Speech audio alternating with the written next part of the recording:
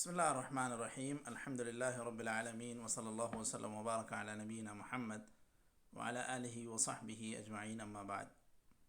ہم لوگ عمدۃ الاحکام للامام المقدسی اس کتاب میں کتاب الجنائز کی آخری کچھ بقیہ حدیثیں پڑھنے جا رہے ہیں. ہم لوگوں نے اس سے پہلے کچھ 5 حدیثیں پڑھ لی تھیں. آج جو حدیث جس سے ہم شروع کرنے جا رہے ہیں، ہمارے پاس جو نسخہ ہے وہ اس میں 159 ہے. حدیث نمبر بعض پی ڈی ایف کے نسخوں میں 203 ہے. جی تو یہاں سے شروع کریں. حضرت ام عطیہ انصاریہ کی حدیث. جی شیخ. نحمده ونصلي على رسوله الكريم أما بعد. وعن أم عطية الأنصارية قالت نهينا عن اتباع الجنائز ولم يعزم علينا. وعن أبي هريرة رضي الله عنه عن النبي صلى الله عليه وسلم قال أسرعوا بالجنازة فإنها إن تك صالحة فخير تقدمونها إليه وإن تكو تقدمونها إليه وإن تكو سوى ذلك فشر تضعونه عن رقابكم. وعن سمرة بن جندب رضي الله عنه قال صليت وراء النبي صلى الله عليه وسلم على امرأة ماتت في نفاسها فقام وسطها. وعن أبي موسى عبد الله بن خيس الأشعري رضي الله عنه أن رسول الله صلى الله عليه وسلم برئ من الصالقة والحالقة. صالقة یہاں پہ 2 جگہ بھی فتحہ ہی ہے شیخ. من الصالقة والحالقة والشاقة. نہیں، جب من آ گیا ہے تو پھر وہاں پر اچھا جی فتح آنے کا کوئی معنی نہیں ہے. جی اچھی بات ہے، ٹھیک ہے. من الصالقة والحالقة والشاقة.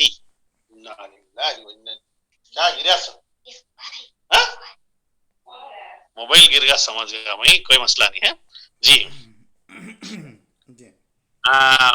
قال المصنف الصالقة التي ترفع صوتها عند المصيبة.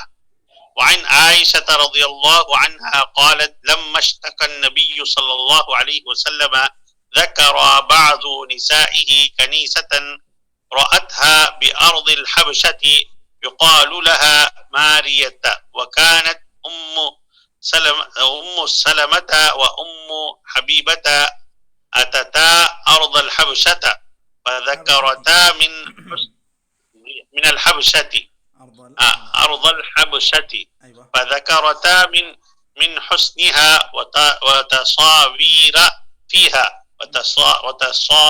فيها فرفع رأسه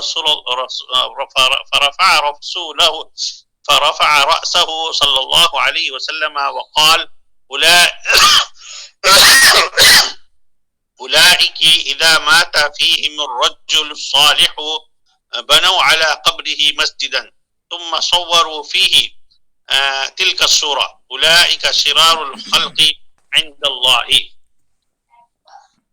وعن عائشة رضي الله عنها قالت قال رسول الله صلى الله عليه وسلم في مرضه الذي لم يقم منه لعن الله اليهود والنصارى اتخذوا قبور أنبيائهم مساجدا. قالت ولولا ذلك لأبرز قبره غير أنه خشي أن يتخذ مسجدا. وعن عبد الله يتخذ مسجدا أن يتخذ مسجدا. اور پڑھو شیخ. وہ کیا لیس منا من ضرب الخدود وہ حدیث ہے؟ صحیح وہی حدیث ہے.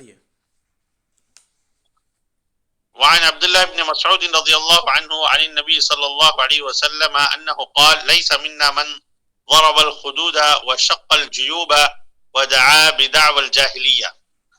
وعن أبي هريرة رضي الله. جی اچھا ٹھیک. چلیے بسم اللہ الرحمن الرحیم، الحمدللہ رب العالمین وصلی اللہ وسلم وبارک علی نبینا محمد وعلی آلہ وصحبہ اجمعین، اما بعد۔ ہم لوگ کتاب الجنائز میں، عمدۃ الاحکام کے کتاب الجنائز میں ہم لوگ آج آخری کچھ حدیثیں پڑھنے جا رہے ہیں۔ ہم لوگوں نے اس سے قبل جو حدیثیں پڑھی تھیں اس کے بعد یہ بقیہ کچھ حدیثیں حضرت ام عطیہ انصاریہ رضی اللہ عنہا بیان کرتی ہیں۔ یہ حدیث نمبر 159 ہے۔ نہینا عن اتباع الجنائز ولم يعزم علینا، یہ فرماتی ہیں، اس سے پہلے بھی ان کا ذکر آیا تھا کہ عورتوں کو غسل دینے میں غاسلات میں آگے آگے جو خاتون رہتی تھیں ان میں حضرت ام عطیہ کا نام آتا ہے۔ تو جنازے سے متعلق جیسے کہ اس سے پہلے بھی آیا کہ حضرت زینب بنت رسول اللہ، ان کو بھی غسل دینے کی جب بات آئی ہے تو ان سے متعلق جو باتیں ذکر ہوئیں وہ حضرت ام عطیہ انصاریہ رضی اللہ عنہا ہی کی روایت سے۔ اس کے بعد یہاں اس حدیث میں وہ بیان کر رہی ہیں کہ جنازے کے پیچھے چلنے سے ہمیں منع کیا گیا۔ اتباع کہتے ہیں پیچھے پیچھے چلنا۔ ولم يعزم علینا، اور ہم پر یہ چیز فرض نہیں کی گئی۔ اب یہ جو حدیث سے واضح بات معلوم ہو رہی ہے کہ اللہ کے رسول صلی اللہ علیہ وسلم کی طرف سے عورتوں کو قبرستان کی طرف جنازے کے پیچھے پیچھے جانے سے منع کیا گیا۔ تو جنازے کے پیچھے جانے سے منع کیا گیا، اس میں کسی کا اختلاف نہیں ہے، اور اس حدیث سے یہ بات واضح طور پر معلوم ہوتی ہے کہ جنازے کے پیچھے نہیں جانا چاہیے۔ اور اس کی علت بعض شارحین حدیث نے ذکر کی کہ ہو سکتا ہے کہ یہ لوگ صبر پر قدرت نہیں رکھتے ہیں، وہاں جا کر کچھ نوحہ کریں گی، کچھ چیخ و پکار کریں گی، اس وجہ سے آپ صلی اللہ علیہ وسلم نے انہیں منع کیا۔ اب صرف قبر کو جانا یہ عورتوں کے لیے منع نہیں ہے، جس طرح کہ شیخ البانی وغیرہ نے ذکر کیا ہے کہ آپ صلی اللہ علیہ وسلم کا گزر ایک مرتبہ قبر پر سے ہوا، ایک عورت بیٹھے رو رہی تھی، اس کا بچہ گزر گیا تھا، اس کے قبر پر وہ بیٹھ کر رو رہی تھی۔ آپ صلی اللہ علیہ وسلم نے اس سے کہا کہ صبر کرو، تو وہ دیکھی نہیں، مصیبت کے عالم میں وہ اپنے غم میں تھی۔ اس نے کہا ایاک عنی فإنک لم تصب بمصیبتی، کہ آپ چلے جائیں یہاں سے، مجھے جو مصیبت پہنچی وہ آپ کو نہیں پہنچی۔ اب اس نے دیکھا نہیں کہ کون تھے، کون مجھے نصیحت کر رہے ہیں۔ آپ صلی اللہ علیہ وسلم بھی اب گزر گئے، چلے گئے۔ بعد میں لوگوں نے بتلایا کہ تم نے جن کو جواب دیا وہ اللہ کے رسول صلی اللہ علیہ وسلم تھے۔ تو وہ عورت پھر بھاگی بھاگی اللہ کے رسول صلی اللہ علیہ وسلم کے پاس آئی اور کہا اے اللہ کے رسول، میں اب صبر کر لیتی ہوں۔ آپ صلی اللہ علیہ وسلم نے کہا دیکھو، جب مصیبت پہنچتی ہے تو پہلے مرحلے میں صبر کا دامن تھامنا چاہیے، یوں تو پھر بعد میں انسان چونکہ غم بھولنے لگتا ہے تو پھر تو وہ صبر آسانی سے کرنے لگے گا۔ یہ بات آپ صلی اللہ علیہ وسلم کے سامنے پیش آئی۔ آپ صلی اللہ علیہ وسلم نے اس عورت کو قبرستان میں دیکھا، تو یہ اس حدیث سے دلیل لیتے ہوئے شیخ البانی رحمۃ اللہ علیہ نے کہا کہ عورتوں کے لیے قبر کی زیارت کا جواز کا اس سے ثبوت ملتا ہے، جبکہ مسالک اربع فقہی مسالک اس سے منع کرتے ہیں اور عورتوں کے لیے جنازے قبرستان جانے کی ممنوعیت بتلاتے ہیں۔ اور ایک دوسری حدیث جس سے شیخ البانی نے استدلال کیا ہے وہ حضرت عائشہ رضی اللہ عنہا اپنے بھائی عبد الرحمن بن ابی بکر کی قبر کی زیارت کے لیے گئی تھیں، تو آپ صلی اللہ علیہ وسلم نے ان سے پوچھا کہاں گئے تھے، اور انہوں نے بتلایا کہ میں اپنے بھائی کے قبر کی زیارت کے لیے میں گئی تھی۔ تو یہاں آپ صلی اللہ علیہ وسلم نے ان عورتوں کو قبر جانے سے منع نہیں کیا۔ اور شیخ البانی نے اس کی ایک وجہ یہ بھی ذکر کی کہ آپ صلی اللہ علیہ وسلم نے جب کہا زور القبور فإنها تذكركم الآخرہ، کہ تم قبروں کی زیارت کرو کیونکہ قبر کی زیارت تمہیں آخرت کی یاد دلاتی ہے۔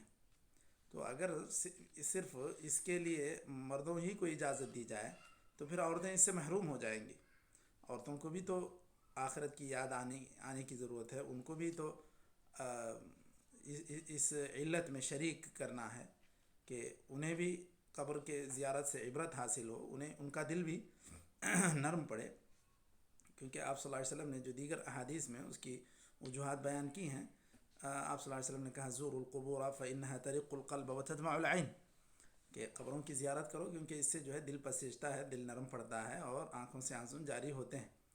تو یہ چیزیں جو آپ صلی اللہ علیہ وسلم نے گرچہ کہ خطاب کیا ہے مذکر کے صیغے سے، لیکن اس علت میں عورتیں بھی شریک ہیں، یہ بات شیخ البانی نے کہی۔ اس کے بعد جیسا کہ اس سے پہلے بھی ذکر ہوا کہ عورتوں کے لیے نماز جنازہ پڑھنے کی ممانعت نہیں ہے، تو وہ نماز جنازہ پڑھ سکتی ہیں، سامنے رکھ کر بھی پڑھ سکتی ہیں، اور اگر جنازہ نہ بھی ہو سامنے تو بھی پڑھ سکتی ہیں۔ حضرت عائشہ رضی اللہ عنہا سے جو ثبوت ہے کہ حضرت عائشہ نے حضرت سعد بن ابی وقاص کے میت کو لا کر سامنے رکھنے کے لیے کہا کہ وہ نماز پڑھنا چاہتی ہیں، تو جنازے کی نماز پڑھنے کے لیے انہوں نے میت کے سامنے نماز پڑھی، تو یہ ثبوت ہے۔ عورتوں کے لیے جنازے کی نماز پڑھنے میں کوئی ممانعت نہیں ہے، بس مردوں کے شانہ بشانہ چل کر قبرستان جانا یا ان کے شانہ بشانہ چل کر وہاں نماز پڑھنا، یہ ساری چیزوں سے منع ہے۔ اس کے بعد جو حدیث ہے، حدیث نمبر 158، شاید بعض لوگوں کے پاس ترتیب میں ایسی ہی ہے، اسی لیے میں اس کو بعد میں پڑھ رہا ہوں۔ یہ اس حدیث میں حضرت ابو ہریرہ رضی اللہ عنہ سے مروی ہے کہ آپ صلی اللہ علیہ وسلم نے فرمایا اسرعوا بالجنازۃ فإن تک صالحۃ فخیر تقدمونها الیہ، کہ جنازے کو لے جانے میں جلدی کرو، یعنی اس سے مراد یہ ہے کہ اس کے کفن دفن کے انتظامات میں جلدی کرو۔ اس کا یہ مطلب نہیں ہے کہ جب آپ جنازے کو اٹھا کر لے جا رہے ہوں تو اتنی تیزی سے لے کر جائیں کہ اس کو اسراء کہا جائے۔ یہاں اسراء سے مطلب یہی ہے کہ اس کے نہلانے دھلانے، اس کو کفن دینے، اس کے اوپر نماز پڑھ کے اس کو دفن کرنے کی جلد سے جلد کارروائی کی جائے، یہ بات اس حدیث کے اندر بتلائی گئی۔ اس کی وجہ بھی یہ بتلائی گئی ہے کہ اگر یہ بھلی میت ہے، یعنی بھلا انسان ہے، تو پھر ہم اس کو صحیح جگہ میں اس کو جلدی پہنچا رہے ہیں۔ اگر نہیں وہ اس کے علاوہ ہے تو پھر یہ ایک بوجھ ہے جو انسانوں کے اوپر ابھی باقی ہے، اس کو پہنچانا ہے، تو یہ جلد سے جلد بہر صورت اس کو پہنچا دینا چاہیے۔ ایک بات اس حدیث سے مستنبط مسائل میں یہ بھی کہ جو انسان بھی مسلمان اپنے آپ کو کہے، اور گرچہ کہ وہ گنہگار ہو، فاسق ہو، فاجر ہو، بہت سارے غلط کام کرتا ہو، لیکن جب تک وہ انسان اپنے آپ کو مسلمان کہتا تھا تو اس کے اپنے آپ کے اسلام کے دعوے کی بنیاد پر اس کے ساتھ مسلمانوں ہی کا سلوک ہوگا، اسے غسل دیا جائے گا، کفن دیا جائے گا، اس پر نماز پڑھی جائے گی، مسلمانوں کے قبرستان میں اسے دفن کیا جائے گا۔ یہ بات شیخ الاسلام نے تیمیہ نے کہی، گرچہ کہ وہ منافق ہی کیوں نہ ہو، اگر اندر سے وہ اسلام اور مسلمانوں کے لیے دشمنی رکھتا ہو اور اوپر سے اپنے اسلام کو ظاہر کرتا ہو، پھر بھی اللہ تعالیٰ کی طرف سے ہمیں حکم یہی ہے کہ ہم ظاہر پر ہی فیصلہ کریں، باطن کو دیکھنے کا یہ صرف اللہ تعالیٰ کے پاس اختیار ہے۔ یہ حدیث نمبر 158 سے متعلق کچھ باتیں تھیں۔ اس کے بعد جو حدیث نمبر 160 ہے، 59 تو ہم لوگوں نے تھوڑا پہلے پڑھ لیا ترتیب میں۔ حضرت سمرہ بن جندب رضی اللہ عنہ کی حدیث ہے جو حدیث نمبر 160 ہے، وہ بتلاتے ہیں، اور شارح نے یہاں پر اس کے لیے ایک الگ سے عنوان بھی باندھا ہے، باب فی موقف الامام من المیت، کہ امام میت کے سامنے کھڑے جنازے کی نماز پڑھانے کے لیے تو کہاں ٹھہرے۔ یہاں پر حضرت سمرہ بن جندب رضی اللہ عنہ سے جو حدیث مروی ہے، وہ کہتے ہیں کہ میں نے نبی کریم صلی اللہ علیہ وسلم کے پیچھے نماز جنازہ پڑھی، ایک عورت کی جس کا انتقال نفاس میں ہو گیا تھا، تو آپ صلی اللہ علیہ وسلم اس کے درمیان میں ٹھہرے۔ یہ عورت ہونے کی وجہ سے آپ صلی اللہ علیہ وسلم ٹھہرے تھے، اس کا نفاس میں انتقال کر جانا یہ کوئی عذر نہیں تھا۔ باقی مرد آدمی کے لیے آپ صلی اللہ علیہ وسلم سے جو جگہ بیان کی گئی ہے کہ آپ صلی اللہ علیہ وسلم اس کے سر کے پاس ٹہرتے تھے، اس کے لیے ترمذی میں بھی حدیث ہے کہ حضرت انس رضی اللہ عنہ نے ایک آدمی کی نماز پڑھائی جنازے کی تو اس کے سر کے پاس ٹہرے رہے، پھر آپ نے ایک عورت کی نماز جنازہ پڑھائی تو اس کے درمیان میں ٹہرے رہے۔ علاء ابن زیاد نے کہا کہ میں نے نبی کریم صلی اللہ علیہ وسلم کو ایسے ہی جنازے پر کھڑے ہو کر نماز پڑھاتے دیکھا۔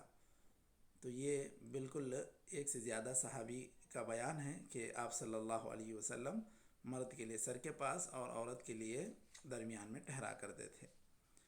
اور یہاں یہ بات بھی قابل ذکر ہے کہ اگر ایک سے زیادہ جنازے ہوں تو اس میں جو مرد ہوگا اس کو پہلے رکھیں گے، پھر اس کے بعد اگر بچہ ہے تو پھر بچے کو رکھیں گے، پھر عورت ہے عورت کو رکھیں گے، پھر بچی ہے تو اس کو رکھیں گے۔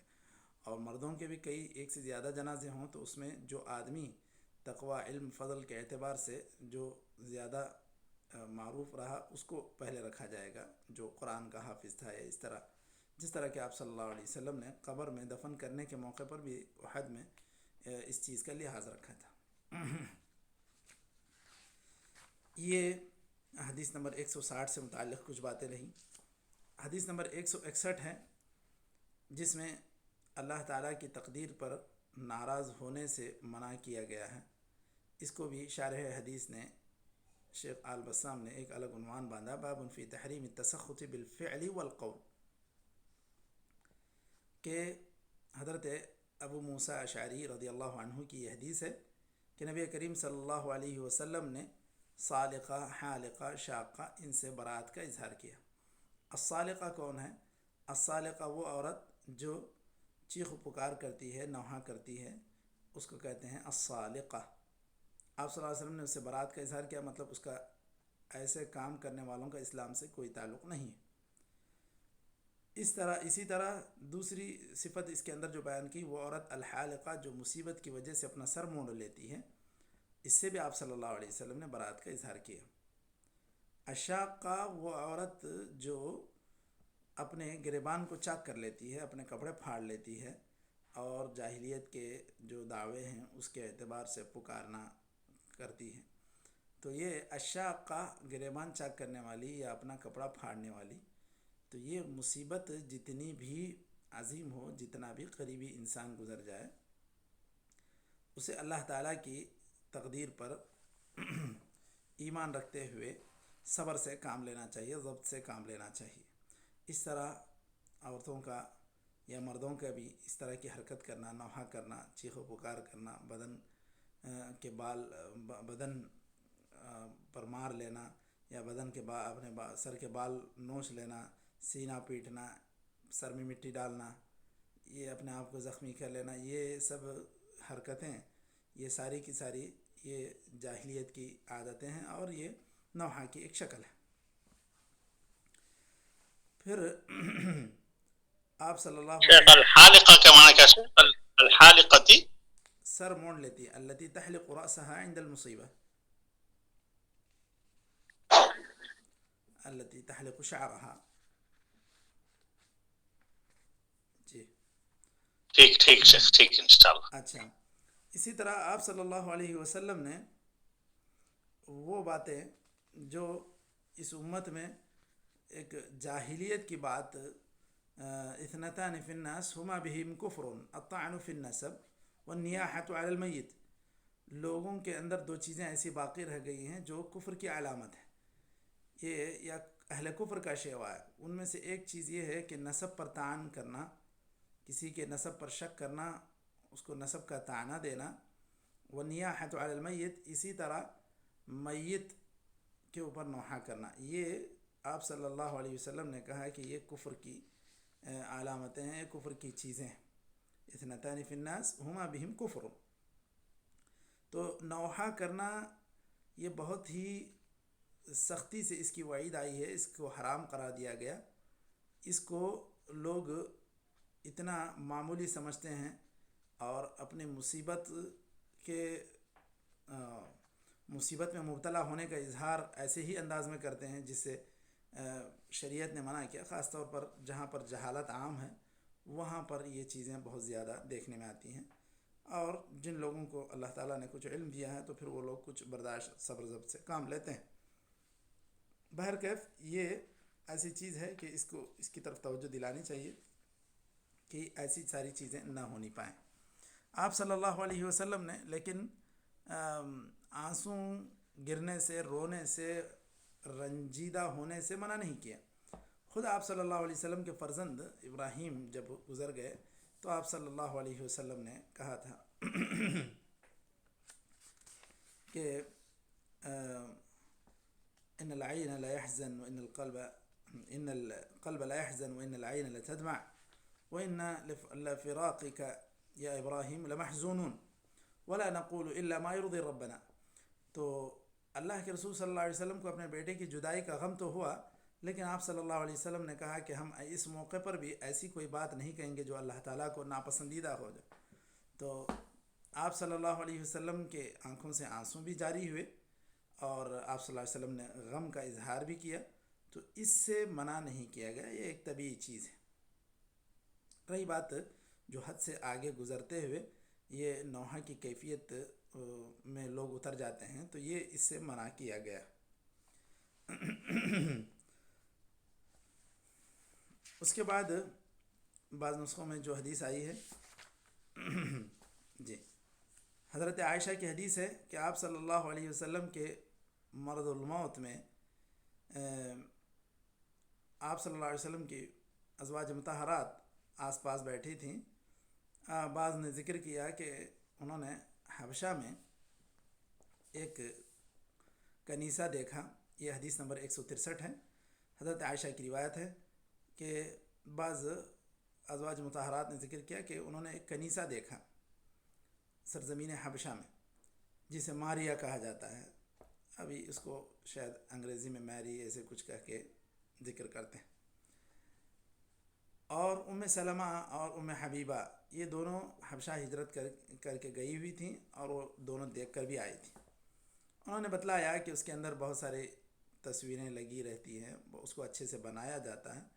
تو آپ صلی اللہ علیہ وسلم نے سر اٹھایا اور کہا کہ یہ لوگ نیک لوگوں کے گزر جانے پر ان کے قبروں پر اس طرح کی سجدگاہ بنا لیتے تھے، پھر یہ تصویریں وہاں پر بنا دیتے تھے، مجسمے کی شکل میں ہو یا تصویروں کی شکل میں ہو. اولئک شرار الخلق عند اللہ، یہ اللہ تعالیٰ کے پاس سب سے بدترین مخلوق ہیں. تو یہ آپ صلی اللہ علیہ وسلم نے بعد میں بھی حدیث آ رہی ہے اپنے انتقال کے موقع پر خاص طور پر اس بات کی تاکید کی کہ آپ صلی اللہ علیہ وسلم کے قبر کو سجدگاہ نہ بنایا جائے کہ کہیں یہاں پر عبادت نہ شروع ہونے پائے. اسی لیے قبر پر عمارت بنانا یا اس کو سجدگاہ کی شکل دینا یہ ساری چیزیں منع. اب یہ اس لیے بھی منع کیا گیا ہے کہ آپ صلی اللہ علیہ وسلم نے جب یہ سنا کہ حبشہ میں اس طرح لوگ کرتے تھے تو یہ ایک طرح سے یہود و نصارہ کی اس میں مشابہت ہے. بعض احادیث جو سامنے آ رہی ہیں اس کے اندر آپ صلی اللہ علیہ وسلم نے باقاعدہ یہود و نصارہ کا نام لے کر بھی کہا کہ اللہ تعالیٰ کی ان پر لعنت ہو ان کے اسی کام کی وجہ سے. تو یہ یہود و نصارہ سے مشابہت بھی ہو جائے گی اگر ہم بھی اسی طرح ہر نیک انسان کے قبر کو پختہ بنا کر اس کو ایک خاص پہچان دینے کی کوشش کریں گے جس سے اس بات کا فتنہ ہو کہ لوگ وہاں پر کچھ شرکیہ کام انجام دینے شروع کر دیں گے. تو اس طرح یہ کوئی قبر بنانا پھر یا اس کو تبرک کے طور پر لوگوں کا اس کے کونوں کو چھینا، اس کے چادر کو چھینا، اس کے اوپر چادر چڑھانا، یہ ساری چیزیں شرک کی طرف لے جانے والی چیزیں.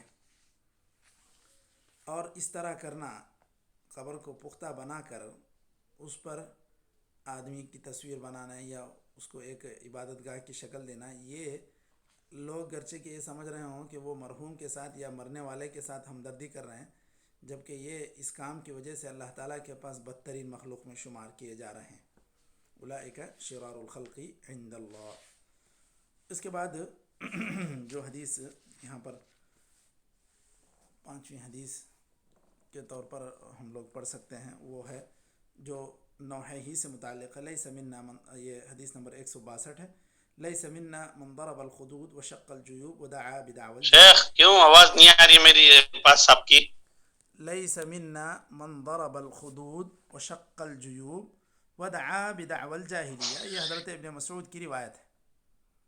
ابراہیم حذیفہ محمد، یہ حضرت عبداللہ ابن مسعود رضی اللہ عنہ کی یہ روایت ہے، حدیث نمبر 162. تو یہ حدیث بعض لوگوں کے پاس 5ویں نمبر پر تھی آج کے حدیث میں. اس کے اندر بھی آپ صلی اللہ علیہ وسلم نے گویا کہ برات کا اظہار کر دیا جو لوگ گال پیٹتے ہیں یا گریبان چاک کرتے ہیں ان سے. تو سب سے پہلی بات اس کے اندر یہ بات بتلائی گئی کہ اللہ تعالیٰ کی تقدیر پر اس طرح اپنی ناراضگی کا اظہار نہیں کرنا چاہیے جو اللہ تعالیٰ کو ناپسند ہے. اور انہی میں سے ایک حرکت یہ بھی ہے جو ضرب الخدود، گالوں کو پیٹنا، شق الجیوب، اپنے گریبان کو چاک کر لینا، دعا بدعوى الجاہلیہ، جاہلیت میں جس طرح اس کے مناقب کو ذکر کر کے، خوبیوں کو ذکر کر کے پکارا کرتے تھے اس طرح سے پکارا کرنا، یہ ساری چیزیں منع ہیں. تو اس کے اندر کچھ چیزیں ہیں جو قولی ہیں، کچھ چیزیں ہیں جو فعلی ہیں.